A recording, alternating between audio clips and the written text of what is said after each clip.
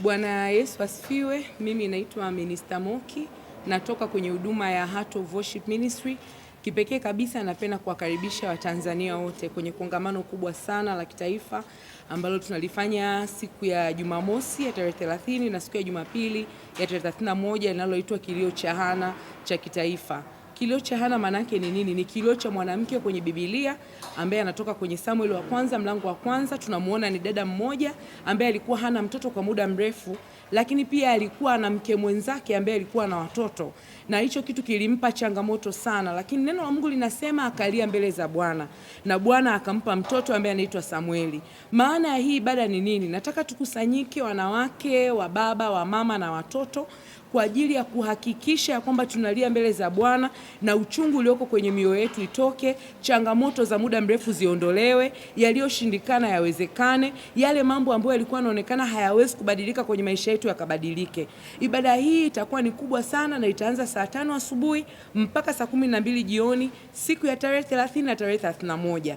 Kwa nini ufike na inafanyikia wapi? Ni muhimu kufika kwa sababu tuna mambo ambayo yanatupa maombolezo. Hii ni sehemu pekee ambayo Mungu atatufungua, tutapata nafasi ya kuomba, tutapata nafasi ya kumuelezea, tutapata nafasi ya kutuliza mioyo yetu mbele zake. Atatuhudumia kwa namna tofauti sana. Kongamano hili kubwa litafanyika Diamond Jubilee kuanzia saa 5 asubuhi mpaka saa 11 jioni. Mungu akubariki sana na nitafurahi kukuona. Kwenye maisha kila mtu wa rika tofauti huwa anakuwa na changamoto. Kwa hiyo kongamano hili litahusisha wanafunzi kuanzia darasa la 6 na la 7 mpaka watu wazima kabisa ambao ni wazee, kwa sababu kinachomuumiza mtu kinatofautiana na umri alionao.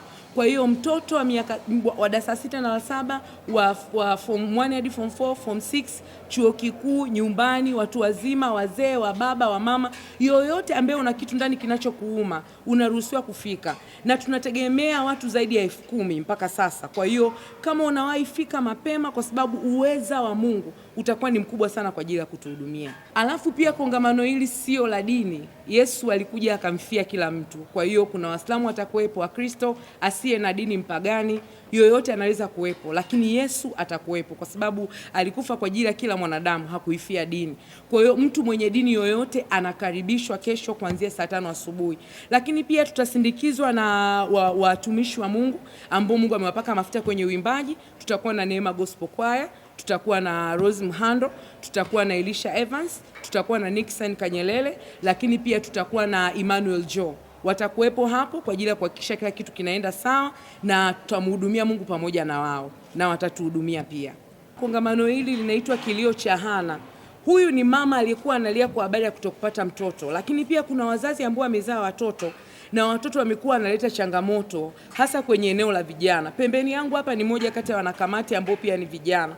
Kwa hiyo kama una kijana wako nyumbani, naomba uje ili Yesu amhudumie. Kuna mambo ya homosexuality, mambo ya lesbian, mambo ya pombe, mambo ya bangi. Sehemu pekee ambayo Yesu anaweza kutusaidia ni kama tutakuja kumlilia. Mungu hajawahi kunyamazia machozi. Hezekia alilia, Mungu akamponya ugonjwa.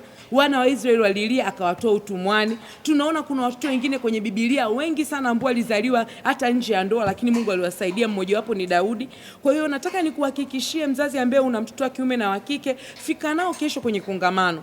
Kwa ajili tu Mungu atawahudumia sana, na sio tu watoto lakini na vijana. Una vijana wako nyumbani, wewe ni single mother, mambo hayaeleweki. Unaona baba wa mtoto haeleweki, au wewe ni kijana wa kiume, maisha yako yameharibika. Hakikisha unafika ili Mungu akusaidie, akutie moyo, lakini pia kwa pamoja tukiweza kumuhusisha Yesu, atatusaidia sana kwa ajili ya kuhakikisha mmomonyoko wa maadili umepungua sana. Kwa hiyo hakikisha unakuwepo, watu wa rika lote, na pamoja na kwamba nimeongelea rika lote, tutaongelea neno la Mungu ambalo kila mtu atakayelisikia litamponya kwa namna yake. Na wazazi ambao wana watoto, wale ambao unaweza kumbeba mtoto wako ukaja naye, njoo naye. Kesho tutalia hapa chini ya madhabahu. Kati ya huduma ambao tumepewa sisi, tuna Kids Festival ambayo inaitwa Mimi ni Shujaa.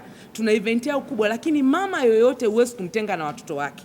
Kwa hiyo kama ni mama unanisikiliza, hakikisha unakuja na watoto wako kesho. Na pia humu ndani tuna kamati maalum ya ambayo iko kwa ajili ya watoto. Hata ukiwaona utaona wamevaa bands za watoto, wamevaa badges za watoto. Kwa hiyo kama ni mama una watoto wadogo, usiogope, njoo. njoo na watoto wako, Mungu atawahudumia, utawaombea. Lakini pia kama hauwezi kuja nao, hakikisha, narudia tena, beba picha za watoto wako, beba mtandio wa kuja kujifuta machozi, beba CV ambazo hazifanyi kazi, beba vitu vyote ambavyo vinakuuliza, kwa sababu kilio cha Hana ni kilio cha mwisho. Sisi kama vijana, sisi kama wasichana, nikisimama hapa kurepresent wasichana, nikisimama hapa kurepresent single mothers ambao bado ni wadogo, hakikisha haukosi kwenye hili kongamano. Mungu ana namna ambayo anaweza kuponya mioyo yetu. Mungu kuna namna ambavyo atatusaidia kujua namna ya kuenenda katika maisha yetu, sio tu ya kimahusiano, maisha ya kiuchumi, maisha ya kimalezi, maisha ya kukaa na wazazi.